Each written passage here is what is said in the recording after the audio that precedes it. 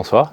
Alors on va parler de pas mal de choses aujourd'hui qui concernent évidemment la Coupe Davis, mais on va commencer notamment par le système qui a un petit peu changé. Comment expliquer finalement qu'à ce niveau-là, aujourd'hui, on va affronter la République dominicaine? Avant, on pouvait plutôt affronter des groupes, disons, un petit peu plus régionaux.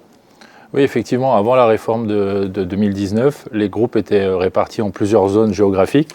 La zone Europe, la zone Amérique, la zone Asie, la zone Afrique. C'est plus comme ça aujourd'hui, donc ça nous permet d'affronter n'importe quel pays, où que ce soit dans le monde. Une bonne chose selon vous? Une bonne chose, oui, parce que quand on est par zone, on jouait toujours plus ou moins les mêmes équipes. Là, ça permet ou de voyager dans des destinations qu'on n'a pas connues, de jouer d'autres joueurs. C'est surtout ça, quoi. Alors, pour un petit peu mieux comprendre le fonctionnement de cette Coupe Davis, une victoire ou une défaite des Monégasques va entraîner des barrages soit pour monter, soit pour descendre. Est-ce que vous pouvez un petit peu mieux nous expliquer? Oui, exactement. Donc, la Coupe Davis est scindée par plusieurs groupes. Là, Monaco est dans le groupe mondial, mais dans le groupe 2.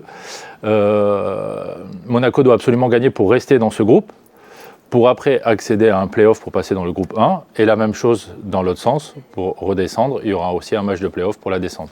Mais c'est important de au moins gagner cette rencontre pour se maintenir dans ce groupe 2, qui est dans le groupe des nations, qui commence déjà à compter dans le paysage tennistique international.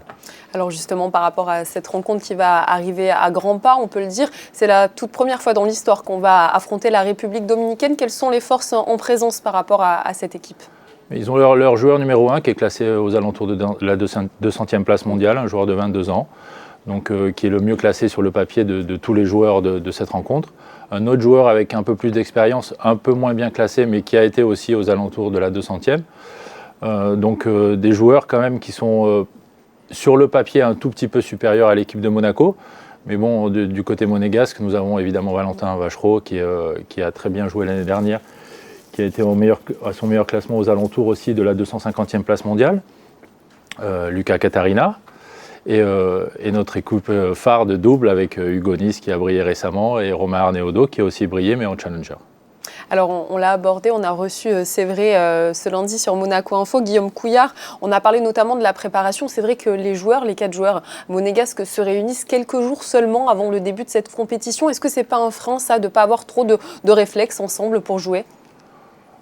Oui et non, mais les joueurs ont besoin de compétition, donc ils étaient tous plus ou moins éparpillés sur des tournois un peu partout dans le monde avant cette rencontre. Et généralement, au Coupe Davis, les joueurs, alors que ce soit Monaco ou que ce soit les grandes nations de tennis, se retrouvent le premier jour, c'est-à-dire le dimanche ou le lundi de la semaine précédant les matchs. Donc ils ont tous à peu près une semaine de vie en commun et je pense que ça suffit largement, en plus surtout quand on joue à la maison, donc ils connaissent l'environnement par cœur. Justement, le Monte Carlo Country Club, un écrin de choix pour les Monégasques qui vont donc affronter la République dominicaine. Comment ça se passe en cas de mauvais temps? Forcément, j'y pense parce qu'ils doivent jouer sur terre battue.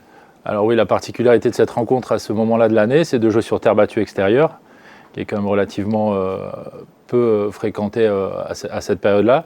Donc dans le cahier des charges de l'ITF pour cette compétition, nous demande de prévoir un plan B au cas où il pleuve. Donc là, c'est pour ça que les matchs auront lieu sur le court qui possède un toit rétractable que l'on peut utiliser en cas de pluie.